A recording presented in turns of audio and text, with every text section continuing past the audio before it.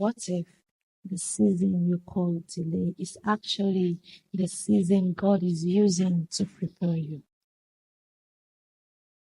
The dream, the pit, the prison, the preparation, and then the palace. I want us to take it one after the other. So we're looking at our lives through God's lens. So we're using Joseph's story as a typology. The first is the dream. God's promises usually doesn't come with a map.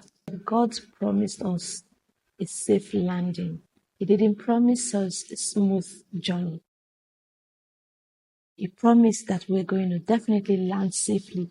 If it had come with a map, I believe that most of us would have actually known that, well, there's going to be trophy at the end of this. And then the pit.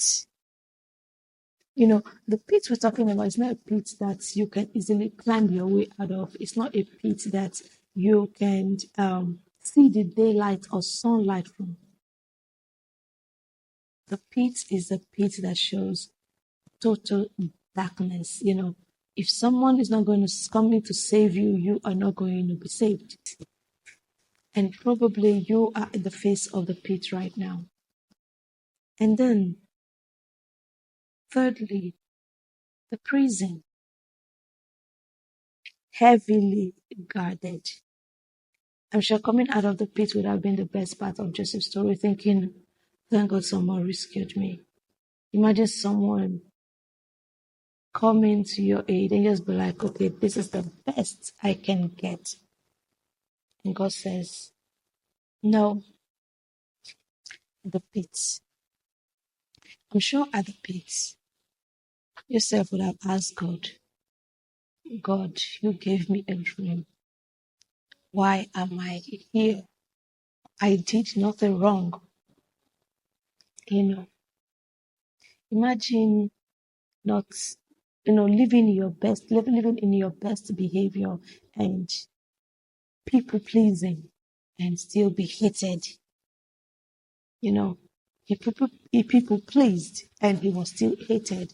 Not just hated, they brought this hatred out of their mind, they brought it out of their eyes. They had to practically throw him in there by his brothers, by those that he trusted the most. So probably you have been betrayed. Probably those you trusted the most, they have, shown you certain character that made you question, why are you doing this to me? Or probably, God, why are you allowing them to do this to me?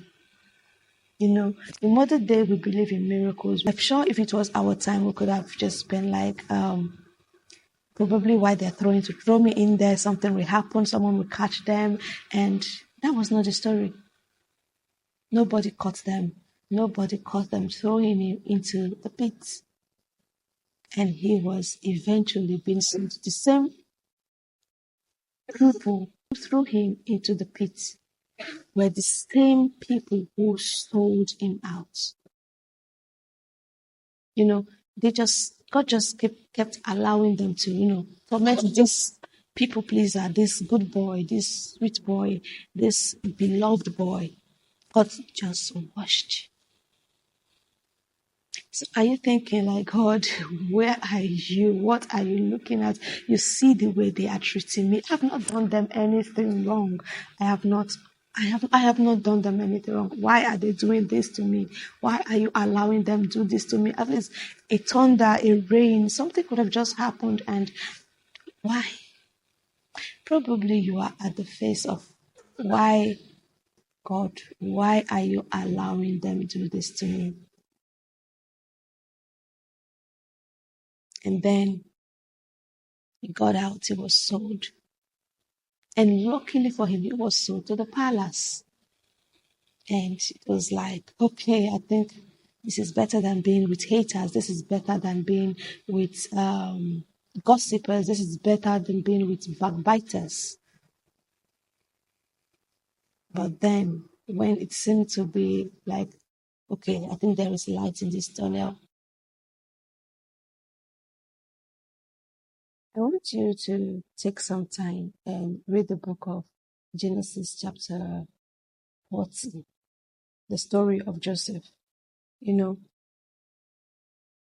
still on the righteous living, Joseph was still thrown into prison.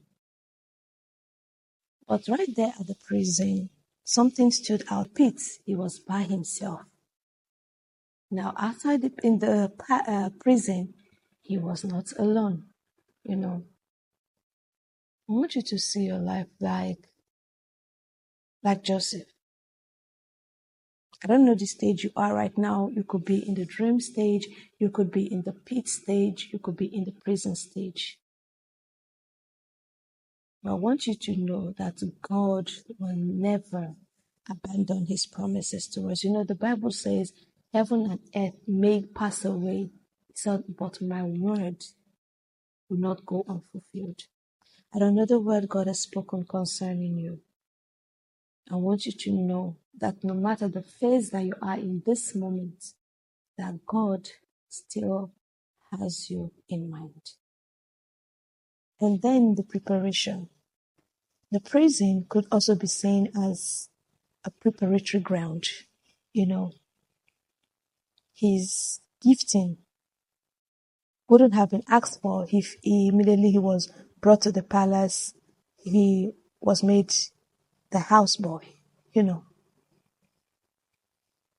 He needed to go to the prison so he could encounter someone who was of importance that will recommend him in the palace.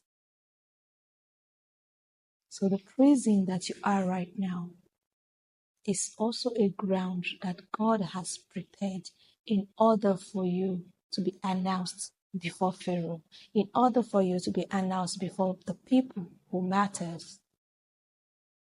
I want to tell you that you matter.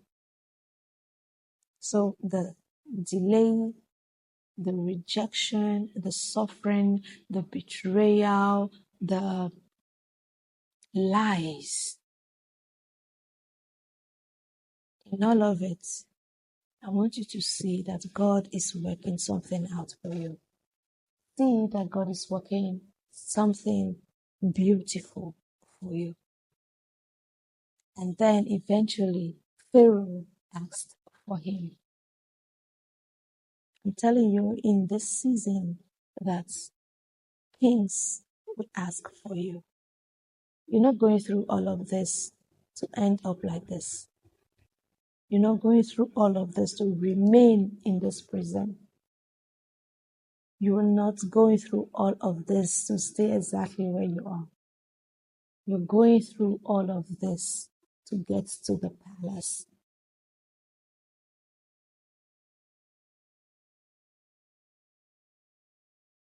God has not forgotten you. I know you've prayed. I know you've cried. I know you've tried. I know you were exhausted.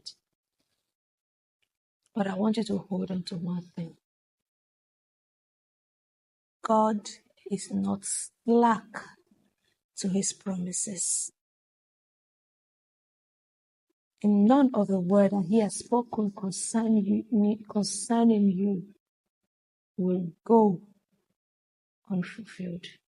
Because the Bible says, it says, my word will not return to me void unless it accomplishes that which I have sent it to accomplish. Those prophecy over your life will come to pass. Hold on.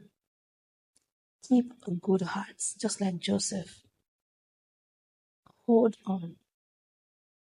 You may need to come back to this story every now and then. You may need to come back to that chapter every now and then.